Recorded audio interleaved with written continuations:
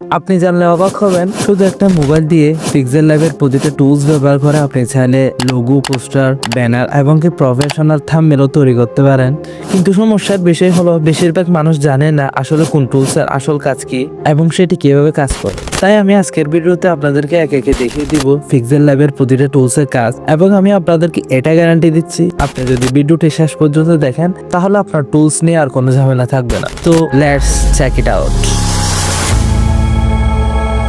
তো সিম্পলি চলে আসবেন আপনি আপনার মোবাইল স্ক্রিনে আসার পর পিক্সেল ল্যাব অ্যাপসটি ওপেন করে নেবেন। ওপেন করে নেওয়ার পর দেখেন আমি আজকে আপনাদেরকে একেবারে A to Z বুঝিয়ে দিব কোন টুলসটার আসল কাজ কি এবং সেটা কিভাবে ব্যবহার করবেন। প্রথম কাজ হচ্ছে আপনি যে পোস্টার বলেন বা ব্যানার বলেন বা থাম্বনেল বলেন, আপনার সাইজটা আপনার ঠিক করে নিতে হবে। সাইজটা ঠিক করে নেওয়ার জন্য উপরে থ্রি ডট আপনি ক্লিক করে দিবেন। ক্লিক করে দেওয়ার পর দেখেন আপনার এখানে 5 নম্বরে যে লেখাটা আছে ইমেজ সাইজ, ওটাতে ক্লিক করে দিবেন। ওটাতে ক্লিক করে দেওয়ার পর দেখেন কাস্টমে ক্লিক করে দিবেন। তো এখানে ক্লিক করে দেওয়ার পর দেখেন square, profile picture, YouTube channel, banner, YouTube thumbnail, Facebook cover art. তো এখানে আপনি যেগুলো দেখতে পাচ্ছেন সেগুলো সাইজ কিন্তু এখানে ক্লিক করলে হয়ে যাবে। যদি এখানে না থাকে, মনে করেন আপনি একটা পোস্টার তৈরি করতে চাচ্ছেন, সেটার সাইজ এখানে নেই, তো আপনি কি করবেন, সিম্পলি এই জায়গায় লিখে দিবেন আপনি যেটা তৈরি করতে চাচ্ছেন সেটার সাইজটা লিখে দিবেন। ওয়েটে আপনার ওয়েটের সাইজটা লিখবেন, হাইটে আপনার হাইটের সাইজটা লিখে দিবেন এবং ওকেতে ক্লিক করে দিবেন। দেখবেন সিম্পলি আপনার সেই অনুযায়ী সাইজটা হয়ে গেছে। এরপর আপনি ওকেতে ক্লিক করে দিবেন। যেহেতু আমি যে কোনো একটা আপনাদেরকে দেখানোর জন্য নিচ্ছি, মনে করেন আমি আপনার ইউটিউব থাম্বনেলের সাইজটা নিয়ে নিলাম, ওকেতে ক্লিক করে দিলাম। দেখেন একটা আমি ইউটিউবের থাম্বনেল সাইজটা পেয়ে গেলাম। তারপর নিউ টেক্সট যেটা আছে আপনার ওটাতে ডিলিট করে দিতে হবে। ওটা ডিলিট করে দেওয়ার পর বাম দিকের প্লাস আইকনের নিচে যে ডিলিটটা দেখতে পাচ্ছেন ওখানে ক্লিক করে দিবেন এবং ওকেতে ক্লিক করে দিবেন। দেখবেন লেখাটা চলে গেছে। এরপর আপনাকে আমি A to Z বোঝাচ্ছি। দেখেন একেবারে উপরের দিকে প্লাস আইকন যেটা আছে ওটাতে ক্লিক করে দিবেন। ওটাতে ক্লিক করলে দেখবেন text, current data, sticker, shape from gallery, draw. এখান থেকে আপনার প্রয়োজন হবে টেক্সট, কারেন্ট ডাটাটা গ্যালারির প্রয়োজন নেই, স্টিকারেরও প্রয়োজন নেই, শেপের প্রয়োজন আছে, শেপ দিয়ে আপনি এটা আমি আপনাকে পরে দেখিয়ে দিচ্ছি। ফ্রম গ্যালারি, তো ফ্রম গ্যালারি হচ্ছে আপনি যদি আপনি যে কোনো পিএনজি বলেন বা ব্যাকগ্রাউন্ড বলেন বা যে কোনো কিছু যদি আপনার গ্যালারি থেকে নিতে চান, সিম্পলি গ্যালারিতে ক্লিক করে দিবেন এবং আপনার গ্যালারিতে শো হবে, আপনার যে কোনো একটা ছাড়ি নিয়ে নিতে পারেন। তো আমি নিলাম না, সিম্পলি ব্যাকে ক্লিক করে দিলাম। তো এরপর আমি কি করবো দেখেন, আপনাদেরকে যেহেতু আমি বোঝানোর জন্য ভিডিওটা বানাচ্ছি, সেহেতু একটা আমি আগের একটা প্রজেক্ট নিয়ে নিব এবং সেটা আপনাদেরকে সুন্দর করে বুঝিয়ে দিচ্ছি। দেখেন আমি আগের একটা ইউটিউবের জন্য থাম্বনেল তৈরি করছিলাম, সেটা আমি নিয়ে নিছি এবং নিয়ে নেওয়ার পর আমি আপনাদেরকে A to Z দেখিয়ে দিচ্ছি কোন টুলসটা কিভাবে বসাবেন বা কিভাবে কাজ করবেন। তো তারপর দেখেন আপনি যদি নিচের দিকে যান, একেবারে নিচে যদি দেখেন এখানে একটা A নামের অপশন আছে, ওটা যদি ক্লিক করেন আপনি এখান থেকে চাইলে টেক্সট অ্যাড করতে পারবেন, অথবা আপনি যদি চান এখান থেকে অ্যাড না করে এখানে উপরের দিকে যে প্লাস আইকনটা দেখছেন ওটাতে ক্লিক করেও টেক্সটে ক্লিক করে আপনি চাইলে যে কোনো একটা টেক্সট অ্যাড করতে পারেন। আপনার যেটা সুবিধা আপনি সেই অনুযায়ী টেক্সট অ্যাড করবেন। তো দেখেন আমি একটা মনে করেন যে কোনো একটা টেক্সট অ্যাড করে নিলাম, আপনাদেরকে দেখানোর সুবিধার্থে চলে গেলাম এডিটে, চলে গিয়ে নিউজ টেক্সটটা ডিলিট করে দিব এবং যে কোনো একটা টেক্সট অ্যাড করে নিলাম। মনে করেন আমি পিক্সেল ল্যাব ওটা লিখে দিলাম এবং ওকেতে ক্লিক করে দিলাম। দেখেন এটা কিন্তু খুব আনপ্রফেশনাল লাগতেছে, একেবারে স্বাভাবিক লেখার মতো। আপনি যদি যে কোনো পোস্টার বা ব্যানার বা যে কোনো ক্ষেত্রে যদি ইউজ করেন, আপনি সবসময় চেষ্টা করবেন আপনার লেখাটা একটু প্রফেশনাল ওয়েতে প্রেজেন্ট করতে, যেন দর্শকরা আকর্ষিত হয়। এখানে অনেক টুলস পেয়ে যাবেন। আপনি যদি এখান থেকে যদি কপি, সেই লেখাটা কপি করতে পারেন। টু ফ্রন্ট, টু ব্যাক, এই দুটার প্রয়োজন নেই। পজিশনে যদি আপনি ক্লিক করেন, আপনি যে কোনো একটা লেখাকে হয়তো একেবারে সামনের দিকে নিয়ে আসতে পারবেন অথবা একটু নিচেও আনতে পারবেন। তো সেটা আপনি এটা বাড়িয়ে দিলে, কমিয়ে দিলে খুব কম পরিমাণ যাবে। এটা যদি আপনি বাড়িয়ে দেন খুব বেশি পরিমাণে যাবে। তো আপনার সুবিধা মতো আপনি সেটা সেট করে নেবেন। তারপর দেখেন পজিশনের পর আছে রিলেটিভ পজিশন। এটা হচ্ছে একেবারে এক কোণা থেকে অন্য কোণা। এটা যদি যান আপনি মনে করেন একেবারে আপনি যদি সেটা ডান পাশে নিয়ে যেতে চান, এটাতে ক্লিক করে ডান পাশে চলে যাবে। এটা যদি ক্লিক করেন বাম পাশে চলে আসবে। এটা যদি ক্লিক করেন একেবারে নিচের দিকে চলে আসবে। এটাতে ক্লিক করলে উপরের দিকে, যদি মাঝখানে যেতে চান মাঝখানে। তো আপনার সুবিধা মতো আপনি সেটা সেট করে নেবেন। তারপর দেখেন সাইজ, এটা হচ্ছে সাইজ। এটা দিয়ে আপনি চাইলে আপনার লেখাটাকে অনেক বড় করতে পারেন অথবা অনেক ছোট করতে পারেন, সেটা আপনি আপনার রুচি অনুযায়ী রাখবেন। কিভাবে রাখলে ভালো দেখাচ্ছে সেটা আপনি আপনার মতো করে রাখবেন। এরপর আছে পেডিং। এটা যদি আপনি ক্লিক করেন, দেখেন এটা দিয়ে আপনি চাইলে যে কোনো লেখাকে অন্য পাশে, বাম পাশে নিয়ে যেতে পারবেন বা ডান পাশে নিয়ে যেতে পারবেন, সেটা আপনি আপনার মতো করে সেট করে নেবেন।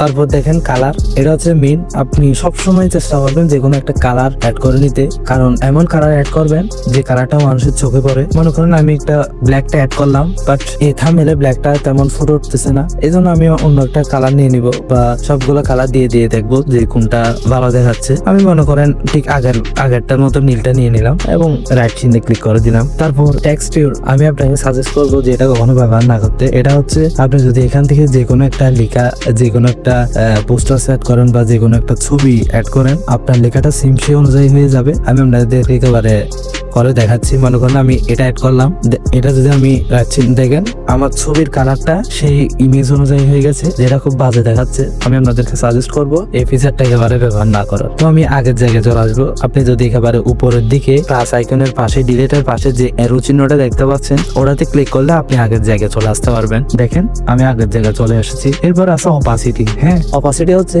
আপনার যে টেক্সটটা নিছেন সেটার ভিজিবিলিটি, সেটা যদি আপনি কমাই দেন সেটা কম দেখা যাবে বা কম ভিজিবল হবে। যদি বাড়াই দেন তাহলে এটা বেশি দেখা যাবে। অনেক ক্ষেত্রে আমাদের এটা প্রয়োজন, বাড়ানো কমানো লাগে, সেটা আপনি আপনার অনুযায়ী আপনি সেট করে নেবেন।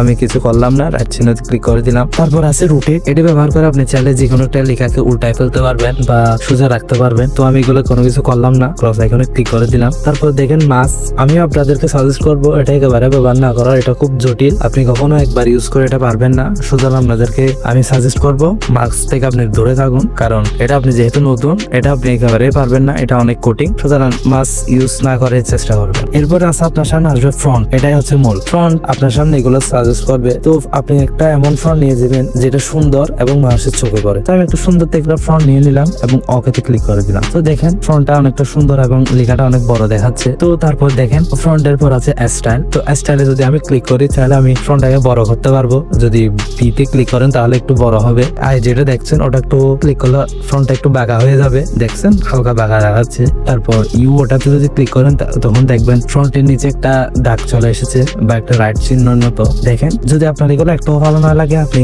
সিম্পলের পাশে যেটা ক্রসের মতো দেখা যাচ্ছে টি ক্রস, ওটাতে ক্লিক করে দিলে আগের মতো আগের অবস্থানে চলে যাবে। তো আমি কোনো কিছু করলাম না, রাইটে ক্লিক করে দিলাম। এরপর দেখেন ক্রেপ, এটা হচ্ছে, এটা যদি আপনি ক্লিক করেন দেখবেন আপনি আপনার ফ্রন্টটাকে একেবারে গোলাকৃতি বা বাঁকাকৃতিও করতে পারেন, বা একটু অনেক সময় আমাদের প্রয়োজন পড়ে এটা। তো আপনি আপনার প্রয়োজন অনুসারে করে নেবেন। আমি এটা করলাম না। তারপর ব্যাকগ্রাউন্ড, এটা অনেক প্রয়োজন, কারণ আপনার টেক্সটে যদি কম ভিজিবল হয় বা এমন বা কম দেখা যাচ্ছে এরকম মনে হয়, আপনি চাইলে ব্যাকগ্রাউন্ড অ্যাড করে নিতে পারেন। আপনি আপনার মতো যে কোনো একটা ব্যাকগ্রাউন্ড অ্যাড করে নিলে দেখবেন যে সেটা অনেক ভিজিবল দেখাচ্ছে। এবং নিচে এগুলো ব্যবহার করে চাইলে আপনি সেগুলোকে বাড়াইতে পারবেন, কমাইতে পারবেন, অথবা একটা রাউন্ড শেপ দিতে পারবেন।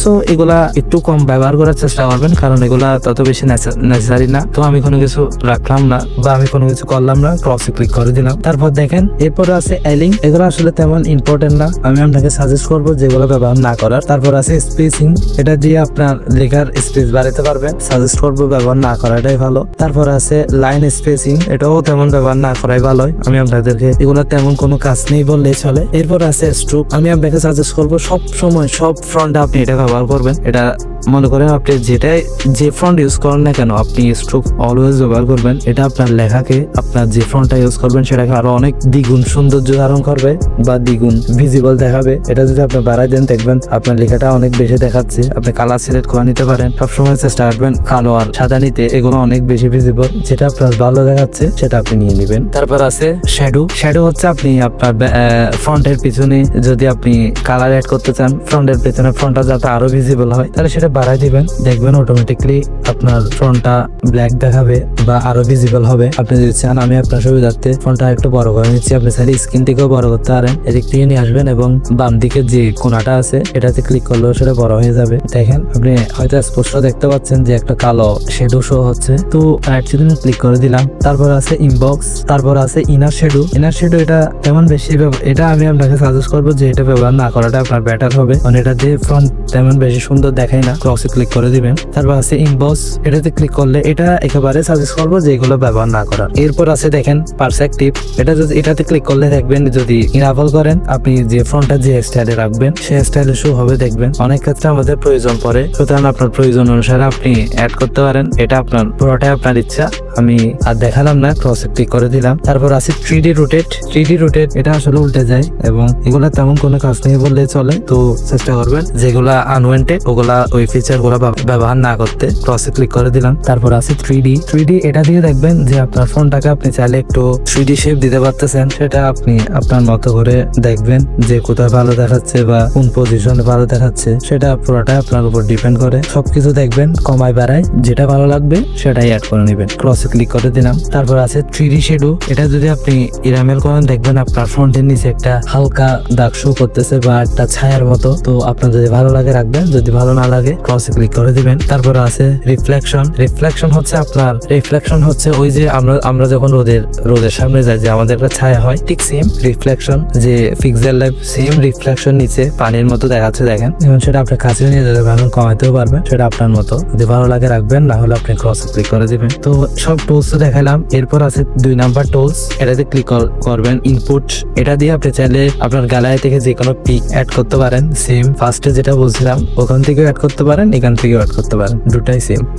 ড্র দিয়ে আপনি চাইলে যে কোনো আর্ট করতে পারেন, যে কোনো মনে করেন আপনি কোনো কিছু আর্ট করতে পারেন। যদি ভুল হয়ে যায় রাবারে ক্লিক করলে সেটা মুছে ফেলতে পারেন, আপনার মতো করে আপনি সেট করে নেবেন। ক্রসে ক্লিক করে দিলাম। তারপর আছে শেপ, এটা খুব ইম্পর্টেন্ট। আপনি যে শেপে ক্লিক করেন সেটা একটু বড় করে নেবেন। বড় করে নেওয়ার পর দেখেন একটু নিচের দিকে আসবেন, নিচের দিকে আপনি আসলে দেখবেন গ্রেডিয়েন্টে ক্লিক করে দিবেন। এরপর আপনি এখান থেকে যে কোনো একটা নিয়ে নেবেন। এটা নিয়ে নেওয়ার পর রাইট চিহ্নে ক্লিক করে দিবেন, একটু বড় করে দিবেন এবং সেটা নিচে সেট করে দিতে পারেন। অনেক ক্ষেত্রে সেটা অনেক ভালো দেখায়, সেটা আমি হয়তো প্রপারলি এখন ইউজ করতে পারছি না, কারণ যেহেতু দেখাচ্ছি আর সেখানে আমি আগে থেকে ইউজ করছিলাম আমার থাম্বনেইলে, এই জন্য সেটা ভালোভাবে ভিজিবল হচ্ছে না। তো আমি আর দেখাইলাম না শেপের কাজটা। এরপর এটা দিয়ে আপনি চাইলে, এগুলোর আসলে কোনো কাজ নেই, আমি না দেখালে বেটার। তারপর এরপর লাস্টের দিকে যেটা দেখছেন অ্যারো, এটারও কোনো কাজ নেই বললে চলে, তো এগুলো স্কিপ করবেন। এরপরে যেটা আছে বক্স আকৃতি দেখেন 3 নাম্বারে, সেটা যদি ক্লিক করেন এটা দিয়ে আপনি ফ্রন্টের কালার চেঞ্জ করতে পারবেন।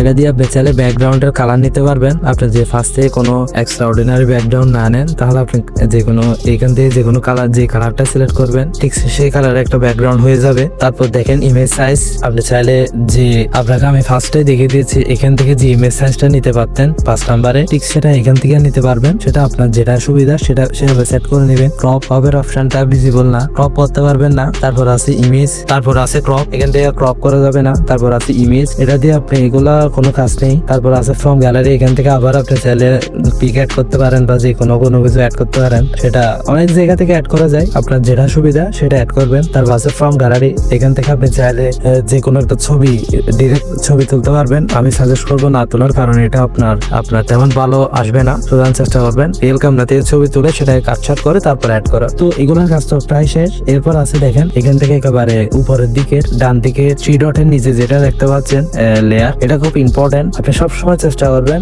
যে আপনি কাজ করার পরে যে কাজটা করছেন, মনে করেন পিক্সেল ল্যাব এটা অ্যাড করছেন, এটা লক করে দিবেন, যেটা করা শেষ হবে লক করে দিবেন। এটা আপনার কাজ করতে অনেক সুবিধা হবে, কারণ ইমেজ গুলো নড়াচড়া করবে না, একটা সিলেক্ট করতে গেলে অন্যটা সিলেক্ট হয়ে যাবে না। তো এরপর দেখেন এখানে একটা বক্স আকৃতির দেখা যাচ্ছে, এটা যদি আপনি ক্লিক করেন আপনি বুঝতে পারবেন যে কোন ফ্রন্টটা কই রাখতে হবে। আপনি যদি একটা ম্যাপ না পান যে আমার জিনিসটা সোজা হচ্ছে কিনা বাঁকা হচ্ছে কিনা, সেটা আপনি খুব সহজে বুঝতে পারবেন। এবং সেখানে নিচের দিকে দেখেন ইউ এর পাশে যেটা আছে ওটা দিয়ে আপনি চাইলে দাগগুলো চাইলে আপনি নিচে নামাতে পারবেন বা উপরে তুলতে পারবেন, অথবা যে কোনো দাগ অ্যাড করতে পারবেন, অথবা যে কোনো দাগ আপনি কমাতেও পারবেন, সেটা আপনার মতো করে সেট করে নেবেন। এরপর আছে দেখেন জুম, একেবারে মাঝখান বরাবর যে জুমের যেটা দেখছেন এটা দিয়ে আপনি চাইলে যে কোনো কিছু জুম করতে পারবেন। এরপর দেখেন এরো চিহ্ন, এটার কাজ তো আমি আপনাকে দেখাইলামই। আপনি যদি কোনো কিছু ভুলে করে ফেলেন বা কোনো কিছু কেটে ফেলেন, এই এরো চিহ্ন দিয়ে আপনি নিয়ে আসতে পারবেন। এরপর শেষে যেটা দেখাবো যে আপনি ইমেজ কিভাবে এক্সপোর্ট করবেন, এটাতে ক্লিক করবেন। এটাতে ক্লিক করার পর দেখেন